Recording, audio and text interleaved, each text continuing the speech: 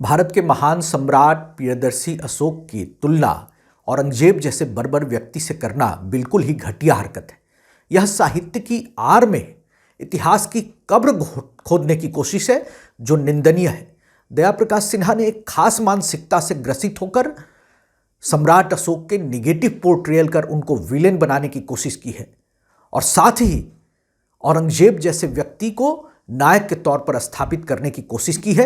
इसकी जितनी निंदा की जाए कम है और एक लेखक की इस घटिया हरकत से भारत के एक बड़े सामाजिक समूह, बड़ी मान्यता को आहत महसूस हुआ है। इसके लिए लेखक को माफी मांगनी चाहिए। ऐसे लोग किसी राजनीतिक दल के नहीं हो सकते और भारतीय जनता पार्टी के तो कतई नहीं हो सकते। अब मोदी जी के सरकार में, नरेंद्र मोदी जी की सरकार के दौरान ही सम्राट अशोक पर डाक टिकट जारी हुआ है। बिहार में तो सम्राट अशोक द्वार है, अशोक स्तंभ हमारा राष्ट्रीय प्रतीक चिन्ह है और फिर भारत के तिरंगे में भी अशोक चक्र है।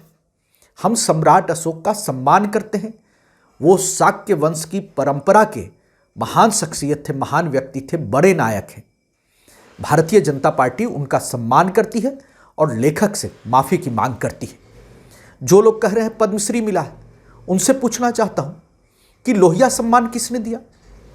तो एक लेखक की कृति पर किसी को कोई सम्मान मिल रहा हो, ये अलग सी बात है, लेकिन अगर किसी मान्यता को आहत महसूस हुआ है, उसके लिए निश्चित तौर पर माफी की मांग करता हूं। भारत के महान सम्राट प्रियदर्शी अशोक की तुलना औरंगजेब जैसे बर्बर व्यक्ति से करना बिल्कुल ही घटिया हरकत है।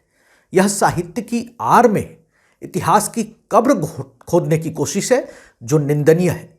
दया प्रकाश सिन्हा ने एक खास मानसिकता से ग्रसित होकर सम्राट अशोक के निगेटिव पोर्ट्रेयल कर उनको विलेन बनाने की कोशिश की है और साथ ही औरंगजेब जैसे व्यक्ति को नायक के तौर पर स्थापित करने की कोशिश की है। इसकी जितनी निंदा की जाए कम है और एक लेखक की इस घटिया हरकत से भारत के एक बड़े सामाजिक समूह, बड़ी मान्यता को आहत महसूस हुआ है। इसके लिए लेखक को माफी मांगनी चाहिए। ऐसे लोग किसी राजनीतिक दल के नहीं हो सकते और भारतीय जनता पार्टी के तो कतई नहीं हो सकते।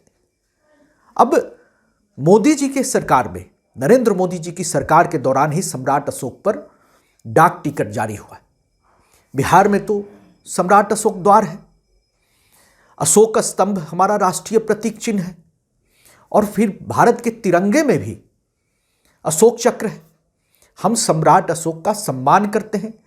वो शाक्य वंश की परंपरा के महान शख्सियत थे, महान व्यक्ति थे, बड़े नायक हैं। भारतीय जनता पार्टी उनका सम्मान करती है और लेखक से माफी की मांग करती है।